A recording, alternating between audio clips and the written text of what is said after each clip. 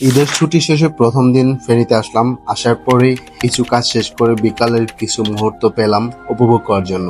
আর সেই মুহূর্তটাই সঠিকভাবে উপভোগ করতে চলে আসলাম বিজয় সিং দিঘির পাড়। এটা ফেনীতে অন্যতম একটি দর্শনীয় স্থান। এখানে ছুটির দিনে অবসর সময় কাটাতে অনেকেই ছুটে চলে আসেন, তাই আমিও চলে আসলাম। চারদিকে সুউচ্চ পাড় বিশিষ্ট অত্যন্ত মনোরম প্রাকৃতিক পরিবেশে অবস্থিত শত বছরের প্রাচীন রূপকথার ইতিহাস বহন করা ফেনী জেলার অন্যতম ঐতিহ্যের নাম হচ্ছে বিজয় সিং দিঘি। অনেকে দিঘিটিকে বাংলা বিখ্যাত সেন বংশের প্রতিষ্ঠাতা বিজয় সেনের অমর কীর্তি হিসেবে দেখেন, তবে এর ইতিহাস নিয়ে রয়েছে বিতর্ক।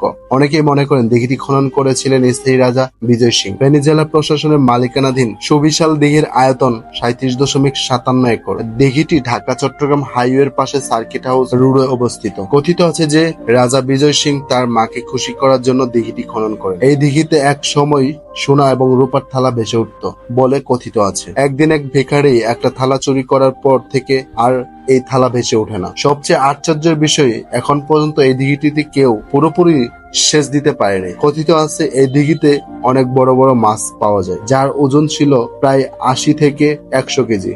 এখনো মানুষ দূর দূরান্ত থেকে এই দিঘিতে পবিত্র গোসল এবং পানি পান করার জন্য আসে। সরকারি ছুটির দিনে ঘুরে বেড়ানোর জন্য এবং বিনোদনের অন্যতম প্রধান স্থান বিজয় সিং দিঘি। এই দিঘি দেখার জন্য বিভিন্ন স্থান থেকে প্রতিনিয়ত ছুটে আসেন দর্শনার্থীরা। দিঘিটি দেখতে যতটাই সুবিশাল ততটাই সুন্দর এবং অনেক মানুষজন এখানে আসেন বিকেলে অবসর সময়টা পার করার জন্য। আর আমিও তাই এখানে ঘোরাঘুরি শেষ করে আমার বাইকটা ওয়াশ করানোর প্রয়োজন বললাম তো যে আজকেও আসলাম, তাই বাইকটা বাসা থেকে বের করে নিয়ে চলে আসলাম বাইক ওয়াশিং সেন্টারে। এখানে বাইকটা ওয়াশ করানো হচ্ছে। দেখুন, একদম নতুন আঙ্গিকে ওয়াশ করা হচ্ছে। এই প্রথম এরকম একটা জায়গায় বা এরকম ভালোভাবে ওয়াশ করাচ্ছি, যেখানে কিনা এরকম একটা যন্ত্রের সাহায্যে উপরে উঠিয়ে ওয়াশ করতেছে। পানি যেমন ভাবে মারতেছে, মানে কোথাও ময়লা থাকার এক বিন্দু পর্যন্ত চান্স নাই। মানে এতটাই ভালো লাগলো এখানে ওয়াশ করে। ভাইটাও যথেষ্ট পরিমাণ মানে মনোযোগ দিয়ে কাজটা করলেন। মানে আরো তো বিভিন্ন জায়গায় বাইক ওয়াশ করাইছি, কিন্তু কখনো এরকম ভালোভাবে ওয়াশ করানোর মতো সুযোগ পাই নাই।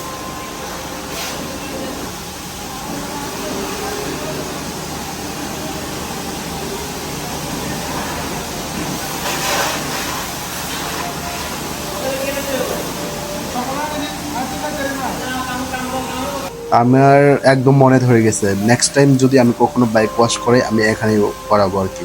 ফার্স্ট প্রায়োরিটি থাকবে এই দোকান বা এই ভাইয়ের কাছে। তারপরে আমি যার সাথে গিয়েছিলাম, যে আমাকে নিয়ে গেছিল, সেও বললো যে না, অনেক ভালোভাবে ওয়াশ করাইছে। এর আগে এখানে আসছিল অন্য একজন ওয়াশ করাইছে, তিনি সেভাবে ভালোভাবে ওয়াশ করায়নি। এটা হচ্ছে মহিপাল, ফেনী জেলায় যে মহিপাল ফ্লাইওভার আছে তার ঠিক আগ থেকে হাতের ডান পাশে এখানে একটা তেলের পাম্প আছে। তেলের পাম্প পার হয়ে যাওয়ার পরে যে কার সার্ভিং সেন্টার গুলো আছে সেইখানেই এটা কার washing centre plus bike wash করাই, যার জন্য এক্সট্রা একটা যন্ত্রই তারা তৈরি করেছেন। এরকম ভাবে আসলে খুব কম জায়গায় ওয়াশ করানো হয় বাইকগুলা। তারপরে ওয়াশ করানো শেষ, বাইকটা আবারও নিচে নামানো হচ্ছে। তারপরে দেখুন মানে কতটা সুন্দর লাগতেছে। তারপরে নিচে নামে আবারও প্রথম একবার ওয়াশ করাইলো, ফর্ম ওয়াশ দিয়ে দিল। তারপরে দ্বিতীয়বার আবার যেহেতু নিচে নামাইলো, আবার ফাইনাল আর একটা ওয়াশ করানোর জন্য। ওয়াশ করানো শেষে ভাইয়ের আর একটা কাজ, তাই চলে গেল। পরে বললো যে আপনি বাইকটা আস্তে আস্তে নামিয়ে ফেলেন এখান থেকে। তারপর আমি আস্তে আস্তে এখান থেকে বাইকটা নামিয়ে ফেললাম, নামিয়ে বাইরে নিয়ে আসলাম। নিয়ে আসার পরে কিছুক্ষণ রেখে দিলাম। উনি আবারও বাইকটাকে একটা নতুন ছোট কাপড়গুলো থাকে ওগুলা দিয়ে ভালো করে পরিষ্কার করে দিলেন এবং বাতাস দিয়ে বিভিন্ন জায়গায় যে পানি থাকে সেটাকে বের করে দিলেন। মানে এক কথায় মানে 10-এর মধ্যে যদি বলা হয় যে কত দিবেন, আমি 9.8 দিব আর কি ভাইয়াকে, বাইকটা ওয়াশ করানোর জন্য আর কি। তাহলে বুঝেন কতটা ভালোভাবে ওয়াশ করেছে। অনেক জায়গায় ওয়াশ করে বাসায় আসার পরে দেখি ময়লা লেগে আছে, এই করে আছে, মানে মনটাই খারাপ হয়ে যায় একটা বাইক ওয়াশ করানোর পরে যদি দেখি যে সেখানে ময়লা লেগে আছে।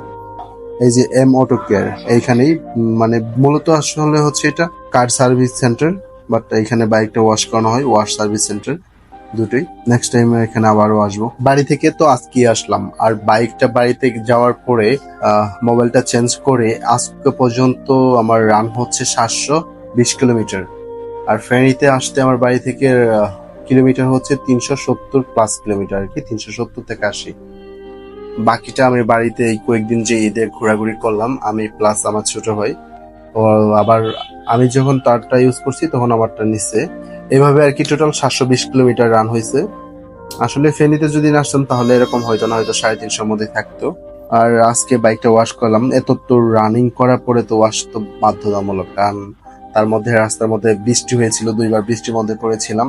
আর বৃষ্টির সময় তো বাইকের বা কারের যে কোনো যানবাহনে হোক না কেন অবস্থা টোটালি খারাপ হয়ে যায়। তাই ওয়াশ করে নিয়ে বাসায় চলে আসলাম, বাসায় এখন রেখে দিব। আর মেবি এই সপ্তাহটা আর বের করা হবে না। পাশাপাশি তো আমার আরেকটা কোম্পানি গাড়ি আছে, সেটাই আমি বেশি ইউজ করি মার্কেটিং পারপাসে। আর এটা তো জাস্ট ঘোরার পারপাসে ইউজ করা হয়। আর যারা আমার ভিডিওটা সর্বপ্রথম দেখতেছেন অবশ্যই তাদেরকে বলবো আমার পেজটাতে ফলো দিয়ে পাশে থাকবেন।